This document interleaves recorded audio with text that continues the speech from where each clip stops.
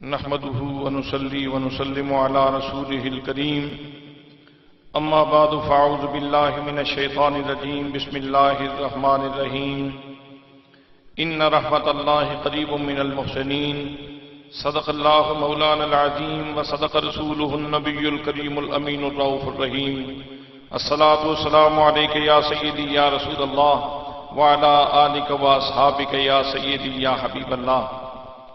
زیب مسند صدارت حضور آقا نعمت حضور سیدی و مرشدی حضور قبلہ پیر محمد امین الحسنات شاہ صاحب دامت فیوضکم العالیہ، جگر گوشائے حضرت علامۃ العصر حضرت قبلہ صاحب دادا حامد عزیز صاحب و دیگر مقتدر مشائخ علماء کرام، برادران اسلام، آج ہماری خوشبختی ہے کہ ہم نباز عصر، مفکر اسلام، مفسر قرآن، ضیاء الامہ حضرت جسٹس پیر محمد کرم شاہ الازہری رحمۃ اللہ تعالی علیہ کے دسترخوان علمی کے اوپر بیٹھ کے حضور ضیاء الامت کی یادوں کو تازہ کر رہے ہیں. اس خوبصورت کانفرنس کے انعقاد پہ میں حضرت علامہ مولانا جاوید اقبال کھارا صاحب کو صمیم قلب سے ہدیہ تبریک و تحسین پیش کرتا ہوں اور دعا کرتے ہیں کہ اللہ کریم اس حضور ضیاء الامت کے میخانہ معرفت کو صبح قیامت تک قائم رکھے. دوستان محترم، آج ہم حضور ضیاء الامت رضی اللہ تعالیٰ عنہ آپ کا ذکر محبت سے کیوں کر رہے ہیں؟ آپ کے مرشد گرامی حضرت خواجہ محمد قمر الدین سیالوی رحمۃ اللہ تعالیٰ علیہ، حضور خواجہ ضیاء الدین سیالوی رحمۃ اللہ تعالیٰ علیہ، ان کا ذکر محبت سے کیوں کر رہے ہیں؟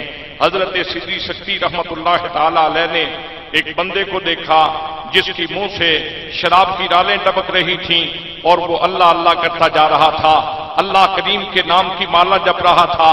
آپ نے دیکھا اس کے منہ سے ناپاک شراب کی ڈالیں ٹپک رہی ہیں اور یہ میرے رب کا پاک نام جو ہے وہ اپنی زبان سے لے رہا ہے. آپ نے اس کو پکڑ کے آپ اس کو تالاب پہ لے گئے اور تالاب پہ جا کے اس کا منہ صاف کیا اور منہ صاف کرنے کے بعد آپ نے فرمایا، جا اللہ کے بندے، اب جا کے میرے رب کا نام پکار، اب تیری زبان اس لائق ہو گئی ہے کہ تو میرے رب کا نام پکارے. حضرات محترم، یہ واقعہ ہوا، دن گزر گیا، رات آئی. اب حضرت سدری سکتی رحمۃ اللہ تعالی علیہ جب مسجد میں نماز تہجد کی ادائیگی کے لیے جاتے ہیں تو آپ جیسے ہی مسجد کے قریب پہنچے، کوئی بندہ بڑے درد سے رو رہا تھا، بڑے کرب سے رو رہا تھا، اپنے رب کو یاد کر رہا تھا. اور آپ نے سوچا یہ جوہر گرام آیا، یہ کبھی کبھی ملا کرتے ہیں، آج نوافل بعد میں ادا کیے جائیں گے، یہ کوئی اللہ کا بڑا مقرب بندہ ہے، پہلے اس کی زیارت کریں گے اور بعد میں نوافل ادا کریں گے، ذکر اذکار بعد میں کریں گے، پہلے اس کی زیارت ہوگی. آپ مسجد میں داخل ہوئے، اس اشتیاق کے ساتھ اس اللہ کے بندے کے قریب ہوتے ہیں. دیکھا کہ وہ شاید نماز تو پڑھ چکے ہیں، اب ویسے ہی سر سجدے میں رکھے ہوئے اپنے رب کو یاد کر رہے ہیں اور اپنی زبان میں اپنے رب کی بارگاہ میں اپنے ارمغان محبت پیش کر رہے ہیں. آپ نے کندھے پہ ہاتھ رکھا، کہا اللہ کے بندے، تیرے دیدار کو ترس رہا ہوں، مہربانی فرما، اپنے چہرے کی جھلک تو دکھا دے. حضرات محترم، جب اس اللہ کے بندے نے چہرہ اٹھایا تو آپ دیکھ کے حیران ہو گئے کہ یہ تو وہی انسان ہے جس کا میں نے دن کو شراب سے منہ پاک کیا تھا اور اس وقت یہ اس قدر گریہ ازاری کے ساتھ اپنے رب کو یاد کر رہا ہے. آپ نے ہاتھ اٹھا دیے، مالک تیری حکمتیں بھی عجیب ہیں، مالک تیرے راز بھی بڑے عجیب ہیں کہ جن کو میں نے اس کا منہ شراب سے پاک کیا تھا اور اس وقت اس قدر پیار سے تجھے یاد کر رہا ہے. عاطف غیبی سے صدا آتی ہے، میرے بندے سدری سکتی، تو نے میرے پیار میں اس کا منہ پاک کیا تھا، میں نے تیرے پیار میں اس کا دل پاک کر دیا ہے. تو دوستان محترم، ان لوگوں سے پیار کرنے سے کیا ہوتا ہے؟ دل کی میل دور ہوتی ہے، دل کا زنگ دور ہوتا ہے. میرے رب کا ارشاد ہے، ہر بندہ رحمت کا متلاشی ہے، ہر بندہ سکون کا متلاشی ہے. میرا رب ارشاد فرماتا ہے، ان رحمت اللہ قریب من المحسنین. لوگوں، میرے نیک بندوں کے قریب بیٹھا کرو، میرے نیک بندوں کی بارگاہ میں آ جاؤ. مالک کیا ہوتا ہے؟ تیرے نیک بندے کیسے ہوتے ہیں؟ فرمایا جس راستے سے وہ گزرتے ہیں رحمتوں کے کاروان ان کے ساتھ ساتھ چلتے ہیں. رحمتوں کے کاروان، رحمتوں کے قافلے ان کے ساتھ ساتھ چلتے ہیں۔ حضرات محترم، سرکار دو عالم صلی اللہ تعالی علیہ وسلم کے جوامع الکلم میں سے ایک فیض جو حضور ضیاء الامت کے دسترخوان سے مجھے ملا ہے، جو مجھے ٹکڑا ہے تو سرور عالم صلی اللہ تعالی علیہ وسلم کی ذات گرامی کا عطا فرمودہ، لیکن میں نے ضیاء الامت رحمت اللہ تعالی علیہ کے دسترخوان نعمت سے یہ لقمہ اٹھایا ہے، آپ کی خدمت میں پیش کرتا ہوں۔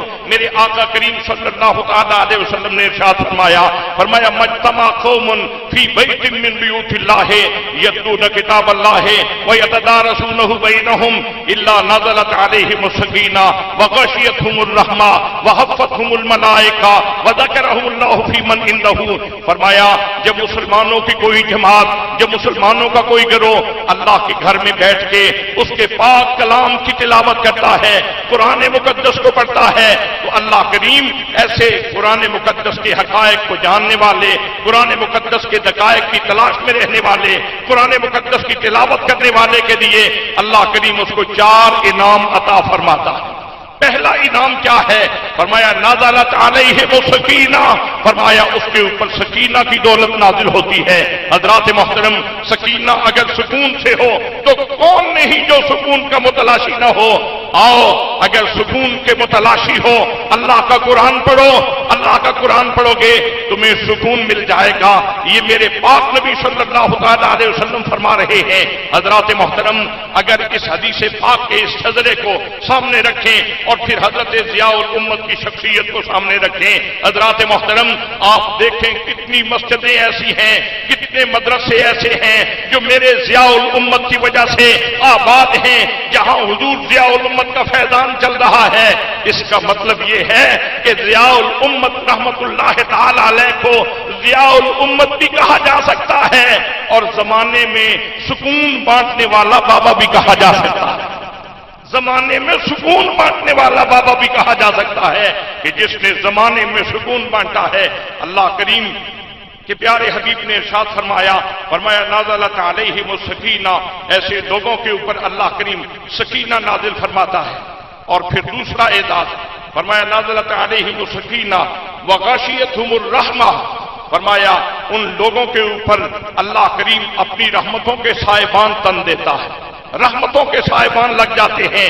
آج ہماری نظروں کے سامنے یہ سائبان کپڑے کا بھی موجود ہے، لیکن حضرات محترم اگر بصیرت کی آنکھ سے دیکھا جائے تو یہ جو مدینہ النبی یونیورسٹی ہے نا، اس کا چھت تو بے شک سیمنٹ کا بھی آپ کو نظر آتا ہے، لیکن اس کے اوپر ایک سائبان روزانہ فرشتے آ کے لگاتے ہیں، اور وہ سائبان نور کا سائبان ہوتا ہے، وہ رحمت کا سائبان ہوتا ہے۔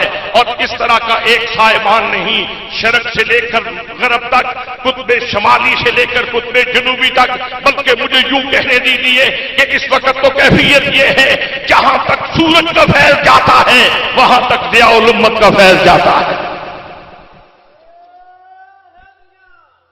حضرات محترم، تو حضور سیدی ضیاء الامت رحمت اللہ تعالی علیہ نے نور کے خیمے تقسیم کیے ہیں۔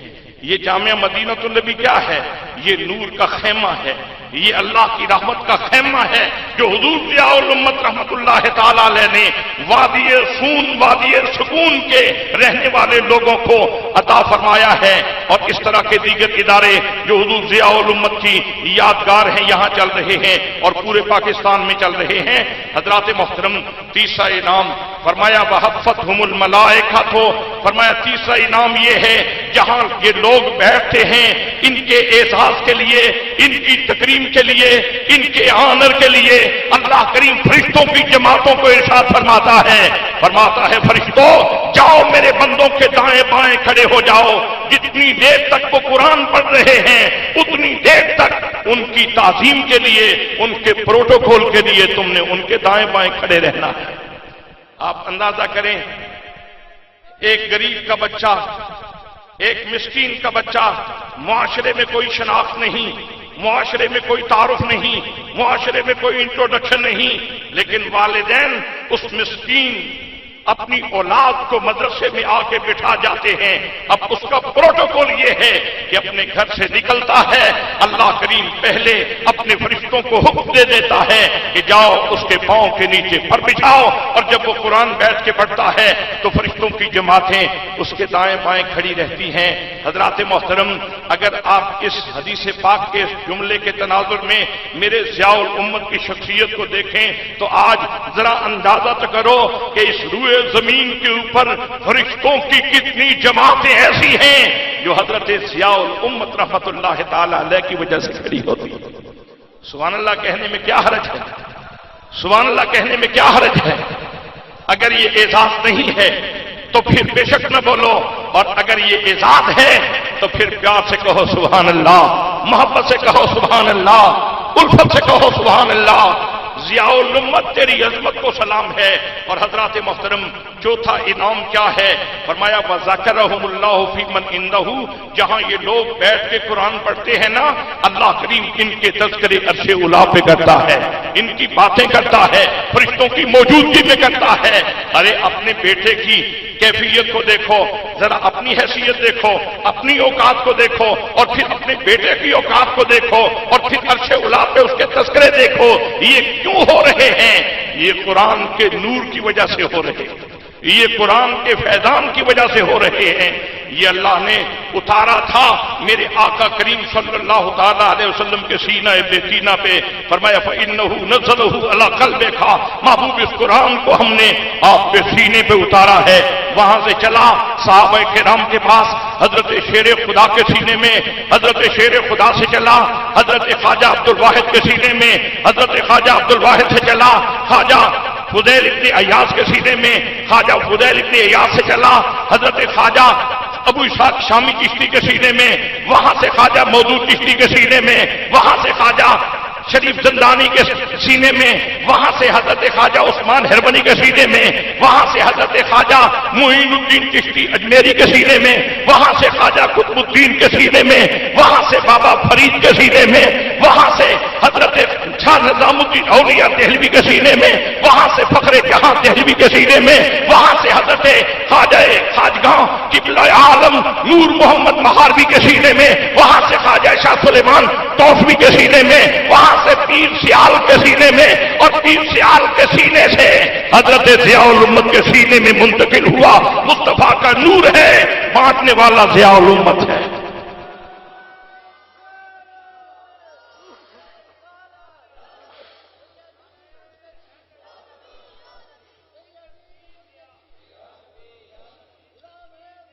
دوستان محترم، وقت قلیل ہے، نماز کی ادائیگی بھی کرنی ہے، بس آخری جملہ عرض کر رہا ہوں۔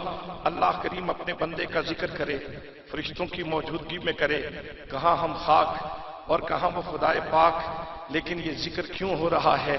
کتنے بچے ایسے ہیں اور ان کے والدین ایسے ہیں جو اپنے اگر معاشرتی سیٹ اپ میں اپنی حیثیت کو جانچے تو حیثیت کیا بنتی ہے، لیکن اللہ کے قرآن کی وجہ سے، مصطفیٰ کے فیضان کی وجہ سے اور حضور ضیاء الامت کے دسترخوان کی وجہ سے ان کے تذکرے عرش اولی پہ ہوتے ہیں۔